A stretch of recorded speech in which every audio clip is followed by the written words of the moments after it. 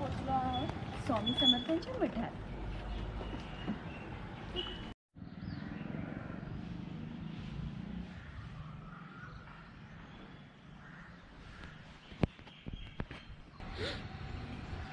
हे स्वामी समर्थांचं मठ आहे उनभाटला, तर तुम्ही येऊ शकता. चला आता आपण बघूया, दर्शन घेऊया आपण स्वामींचं.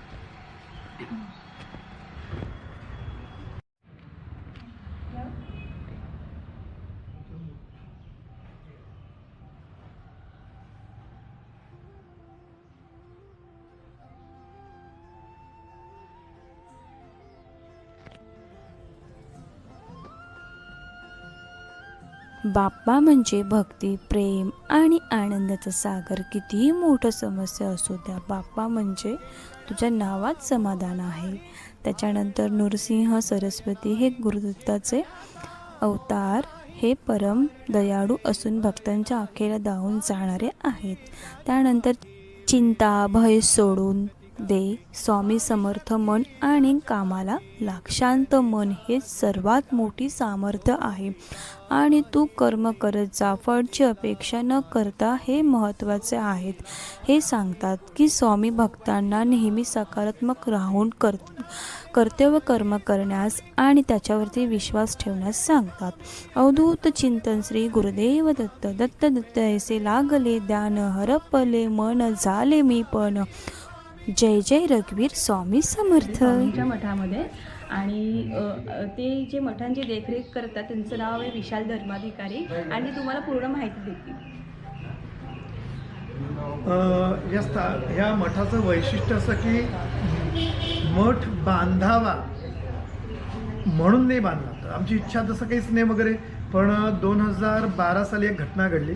दादरला स्वामींच्या मठामध्ये आम्ही गेलो होतो. दुसऱ्या दिवशी गुरुचरित्राचं पारायण करणार होतो आणि दुपारच्या वेळेला गेलो आणि महाराजांना सांगितलं की महाराज म्हटलं की उद्या मी गुरुचरित्राचं पारायण करणार आहे, तर माझ्याकडून व्यवस्थित ही साधना करून घ्या, ही सेवा स्वीकारा असं म्हणालो. आणि दुपारी मठ बंद होतो दादरचा, तर त्यावेळेला पटापट लगबगीने सगळी लोक दर्शन घेऊन बाहेर पडत. मी बाहेर पडलो आणि प्रदक्षिणा घालून आणि तिथे बाकडं आहे त्याच्यावर बसलो आणि सँडल घालत असताना एक व्यक्ती तिथे आली, जी टकली होती, गोरीपान होती, कानामध्ये बिगबाळी होती, लुंगी नेसली होती, पिवळा कपाळी गंध लावलेलं अशा स्वरूपातली ती व्यक्ती, गोरीपान, मागे थोडेसे केस होते, बाकी टकलं होतं. आणि ती व्यक्ती येऊन त्यांनी हातामध्ये त्यांच्या पोथी होती, त्या गर्दीमध्ये येऊन मी बसलेलो तिथे आले आणि माझ्या हातात दिलं, पोथी दिली आणि म्हणाले बेटा पिठापूर आले का, एवढं म्हणाले. आणि मी पण, मला ट्रेन पकडायची होती म्हणून मी लगेच आलो. पण मी म्हटलं की एवढ्या गर्दीत फक्त मलाच का म्हणजे पोथी दिली, कोण असतील ते, असं सगळं झालं. मी लगेच पारायणाला बसलो. 7 दिवसाचं पारायणमध्ये मी फक्त सगळ्यांना कॉन्टॅक्ट केले. त्यावेळेला माझा मित्र हेमकांत पागदरे बडोद्याला राहायचा, हेमकांत पागदरे, तर हेमकांतला मी कळवलं. नंतर आशुतोष जयचंद मोरे, त्यावेळेला तो नेरूळला राहायचा, तर त्याला कॉन्टॅक्ट केलं. त्याचा मित्र गिरीश हा त्याच्याबरोबर आला होता. विलास पोटे म्हणून ते काका होते, ते होते. आम्ही सगळेच 8व्या दिवशी, म्हणजे 7 दिवसाचं पारायण झालं, 8व्या दिवशी दादरला भेटलो. म्हटलं की पिठापूरला जायचं वगैरे सगळं ठरलं. विलास पोटे यांनी तिकीटं वगैरे काढली आणि आम्ही हुसेन सागर एक्सप्रेसने निघालो.